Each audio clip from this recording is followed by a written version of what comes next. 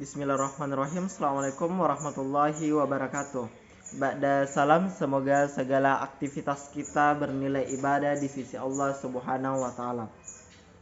Perkenalkan, nama saya Ismail, kelas FM 19C, Universitas Muhammadiyah Makassar.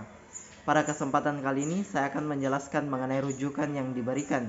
Yang pertama, sebagai seorang calon investor yang akan mencari perusahaan, dan yang kedua, sebagai seorang pengusaha yang ingin melihat perusahaan dari sisi keuangan, di mana ditinjau dari 3 analisis, yaitu analisis vertikal, analisis horizontal, dan analisis tren.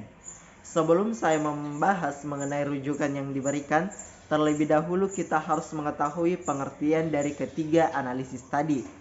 Yang pertama yaitu analisis vertikal.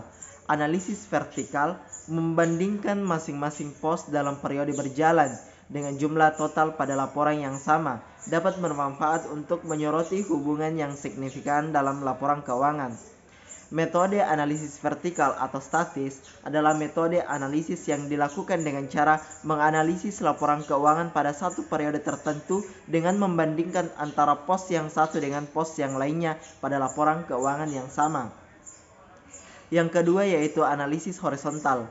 Metode analisis keuangan horizontal adalah metode analisis dengan membandingkan pos-pos laporan keuangan yang sama pada periode yang berbeda. Yang ketiga adalah analisis tren. Analisis tren adalah pendekatan dengan menggunakan perbandingan keuangan perusahaan dari waktu ke waktu, misal dari tahun ke tahun, merujuk kepada rujukan yang diberikan. Pada kasus pertama yaitu sebagai seorang calon investor yang akan mencari perusahaan.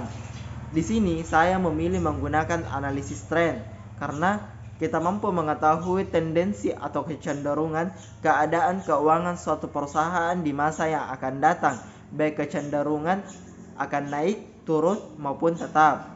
Pada kasus kedua yaitu sebagai seorang pengusaha yang ingin melihat perusahaan dari sisi keuangan, di mana pada kasus ini saya memilih menggunakan analisis horizontal karena perbandingan laporan keuangan yang dianalisis menggunakan 2 atau 3 periode, di mana periode yang lebih awal digunakan sebagai dasar perbandingannya.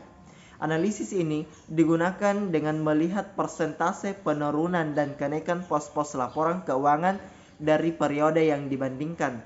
Oleh karena itu, metode ini sering disebut juga dengan metode dinamis. Mungkin itu saja yang bisa saya sampaikan. Kurang dan lebihnya mohon dimaafkan. Billahi fisabilil haq fastabiqul khairat. Assalamualaikum warahmatullahi wabarakatuh.